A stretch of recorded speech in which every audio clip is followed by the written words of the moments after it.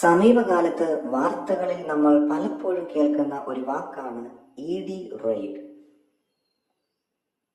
രാഷ്ട്രീയ നേതാക്കളുടെയും ബിസിനസ്സുകാരുടെയും വീടുകളിലും ഓഫീസുകളിലും ED പരിശോധന നടത്തുന്നത് എന്തിനാണ്? ED യഥാർത്ഥത്തിൽ എന്താണ്? അവർക്ക് ഇത്ര അധികാരം എങ്ങനെ ലഭിക്കുന്നു? ഇന്നത്തെ വീഡിയോയിൽ ഇതെല്ലാം ലളിതമായി മനസ്സിലാക്കാം. എന്താണ് ED? ED എന്നത് എൻഫോഴ്സ്മെന്റ് ഡയറക്ടറേറ്റ് എന്നാണ്. ഇത് ഇന്ത്യയിലെ സാമ്പത്തിക കുറ്റകൃത്യങ്ങൾ അന്വേഷിക്കുന്ന ഒരു കേന്ദ്ര ഏജൻസിയാണ്. എന്താണ് ഇവരുടെ പ്രധാന ജോലി? കള്ളപ്പണം അന്വേഷിക്കൽ, അനധികൃത സാമ്പത്തിക ഇടപാടുകൾ കണ്ടെത്തൽ, വിദേശത്തേക്ക് അനധികൃതമായി പണം അയക്കുന്നത് തടയൽ, വലിയ സാമ്പത്തിക തട്ടിപ്പുകൾ അന്വേഷിക്കൽ. ED ഇന്ത്യയുടെ ധനമന്ത്രാലയത്തിന്റെ കീഴിലാണ് പ്രവർത്തിക്കുന്നത്. എന്താണ് ED റെയ്ഡ്? ED റെയ്ഡ് എന്നത് ഒരു വ്യക്തിയുടെയോ സ്ഥാപനത്തിന്റെയോ വീട്ടിലോ ഓഫീസിലോ സാമ്പത്തിക കുറ്റകൃത്യങ്ങളുമായി ബന്ധപ്പെട്ട തെളിവുകൾ കണ്ടെത്താൻ നടത്തുന്ന പരിശോധനയാണ്. ഈ റെയ്ഡിനിടെ ഇവർക്ക് രേഖകൾ പരിശോധിക്കും. കമ്പ്യൂട്ടർ, മൊബൈൽ ഫോൺ പരിശോധിക്കും. പണം, സ്വർണം, രേഖകൾ പിടിച്ചെടുക്കാം.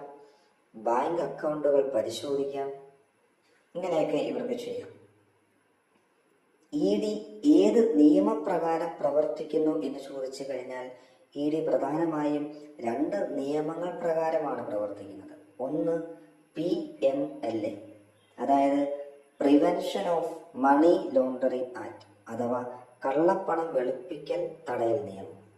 2 FEMA, foreign exchange management act അല്ലെങ്കിൽ വിദേശ നാണയ ഇടപാടുകൾ നിയന്ത്രിക്കുന്ന നിയമം. ഈ 2 നിയമങ്ങൾ പ്രകാരമാണ് ED പ്രധാനമായിട്ടും പ്രവർത്തിക്കുന്നത്. EDക്കുള്ള അധികാരങ്ങൾ എന്താണ്? EDക്ക് റെയ്ഡ് നടത്താം, ആളുകളെ ചോദ്യം ചെയ്യാം, സ്വത്ത് പിടിച്ചെടുക്കാം, ബാങ്ക് അക്കൗണ്ടുകൾ ഫ്രീസ് ചെയ്യാം, അറസ്റ്റ് ചെയ്യാം. എന്നാൽ കോടതിയുടെ മേൽനോട്ടവും നിയമപരമായ നടപടികളും ഉണ്ടാകും. എന്തുകൊണ്ട് രാഷ്ട്രീയത്തിൽ ED ഏറെ ചർച്ചയാണ്? ഇന്ത്യയിൽ പല രാഷ്ട്രീയ നേതാക്കളുടെ മേൽ ED അന്വേഷണം നടത്തിയിട്ടുണ്ട്.